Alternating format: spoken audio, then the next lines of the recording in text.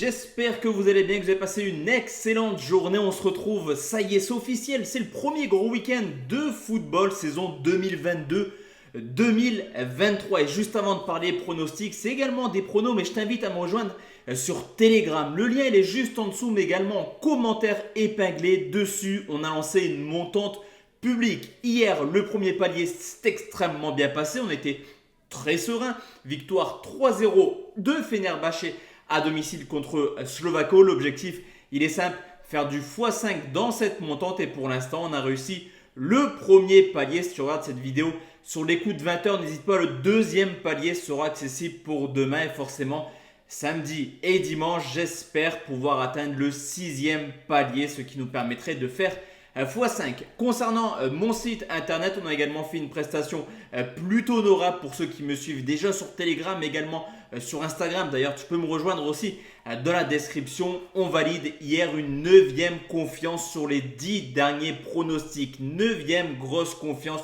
sur les 10 derniers pronostics. C'est la victoire de l'Hapoel à domicile côté 1,40. Et là aussi, ça fait extrêmement plaisir. Tu as l'offre découverte 1 € pour 3 jours afin de me tester.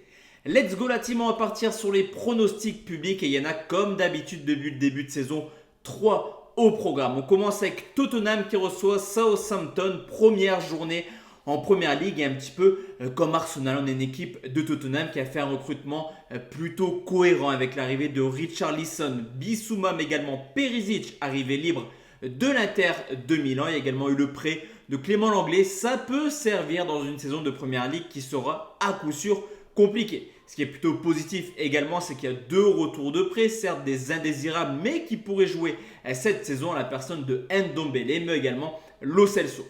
Le gros côté positif côté Tottenham, c'est forcément le fait d'avoir gardé Harry Kane et Son, qui à eux deux ont marqué 40 buts l'an passé en championnat. C'est ce qui a permis à Tottenham de terminer à la 4e place au niveau du classement offensif. Pour Southampton, par contre, c'est totalement l'inverse. Auteur d'une fin de saison calamiteuse, catastrophique, qui a vu Southampton prendre seulement 5 points sur les 12 dernières rencontres de Première Ligue, on a une équipe qui encaisse beaucoup trop de buts pour espérer quelque chose.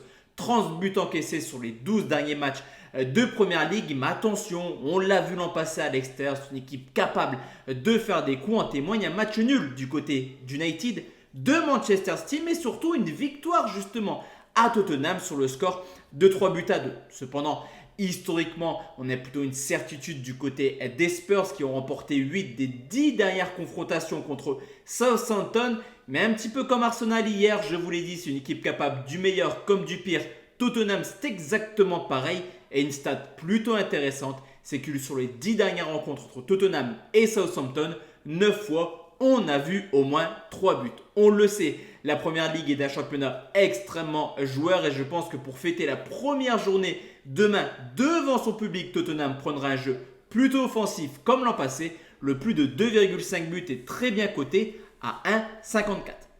Deuxième pronostic la team, et ça y est déjà, un choc en Bundesliga, c'est Dortmund qui reçoit Leverkusen, le deuxième qui affronte le troisième de l'année dernière. Alors du côté de Dortmund, forcément, on va parler du départ d'Erling Haaland pour Manchester City. Mais ce départ peut faire du bien clairement à Dortmund. Ça permettra à Malen, très timide l'an passé, de peut-être hausser son niveau de jeu. Et ça permettra également à Adeyemi et Moukoko de se faire une place dans le 11. Tout porte à croire que ces 3 joueurs seront ultra décisifs dans la saison de Dortmund. Alors forcément, à domicile avec le mur jaune, Dortmund est une valeur sûre depuis maintenant plusieurs années. Sur les 4 dernières années, si on enlève l'année Covid où les joueurs étaient dans des stades à huis clos, on constate tout simplement que sur les 4 dernières années, 3 ans, on a eu du public dans le stade.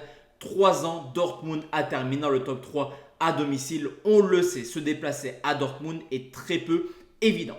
De son côté, Leverkusen qui a perdu Alario a fait un très beau coup cette année dans le marché des transferts en recrutant Lozek. Et je le mets un petit peu comme Sesko, l'attaquant de Salzbourg, pisté par le Paris Saint-Germain pour être l'une des révélations de cette année et surtout le futur du football mondial. Alors certes, Leverkusen l'an passé, c'est la 2e meilleure équipe à l'extérieur derrière l'indétrônable Bayern Munich, mais quand on regarde un petit peu l'historique, on se rend compte que la balance penche plutôt du côté de Dortmund sur les 10 dernières rencontres. 0 nul, c'est sûr, il y aura du but demain, mais 7 victoires pour Dortmund pour seulement 3 victoires pour les Leverkusen. Je vous l'ai dit clairement, personnellement, je fais de Dortmund un des favoris de ce championnat. Je pense même qu'il pourrait concurrencer un peu plus le Bayern Munich que les années précédentes, même si les Bavarois sont ultra favoris. Et je vais partir sur un pronostic sécurisé. Victoire de Dortmund remboursée. 6 matchs nuls, c'est coté à 1,53.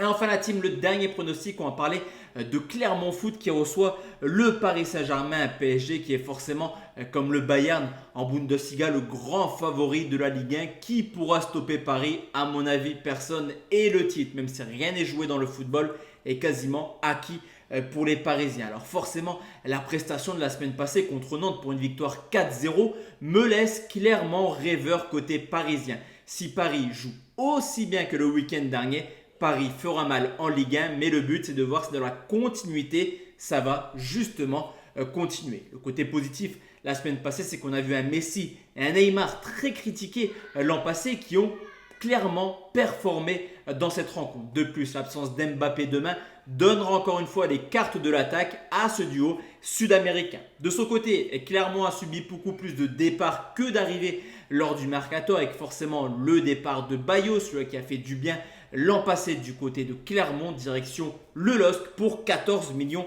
d'euros. Début de saison plutôt prolifique pour les Clermontois qui ensuite ont eu quelques difficultés, on le sait.